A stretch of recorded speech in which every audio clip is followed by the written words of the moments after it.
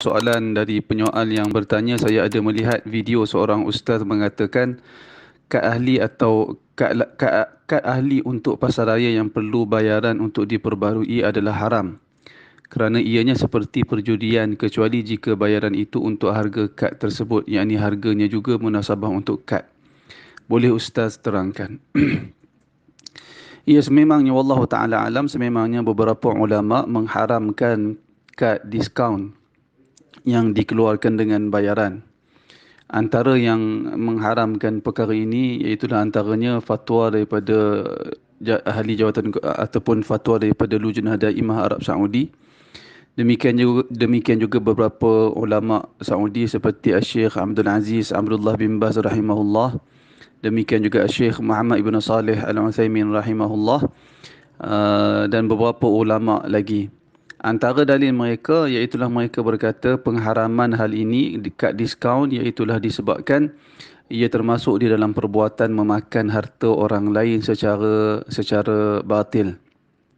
Kerana pengeluar kad tersebut ataupun peniaga syarikat yang mengeluarkan kad tersebut yang dikenakan bayaran, dia telah mengambil nilai harga kad tersebut tanpa ada sebarang imbal balik. Maknanya pembeli tak dapat apa-apa melainkan perjanjian dia dapat berhak mendapat diskaun, dan diskaun itu juga pembeli tidak tahu berapa persen yang dia berhak terima daripada kad yang dia beli tersebut. Jadi perkara ini termasuk di dalam kesamaran dan ada seperti penipuan.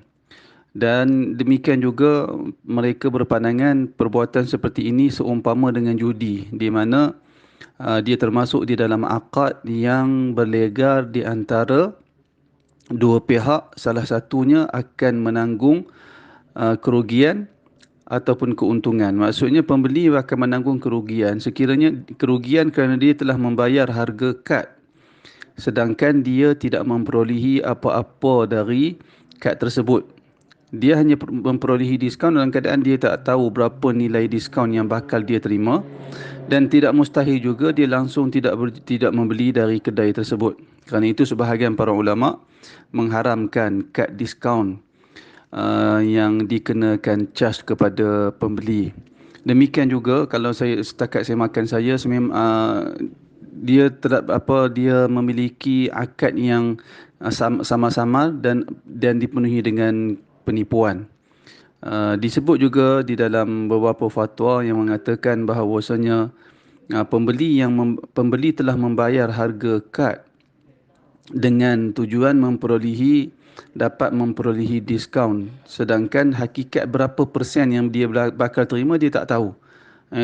Sedangkan di dalam hadis Nabi SAW bersabda, naha Rasulullah SAW an bai'il gharar.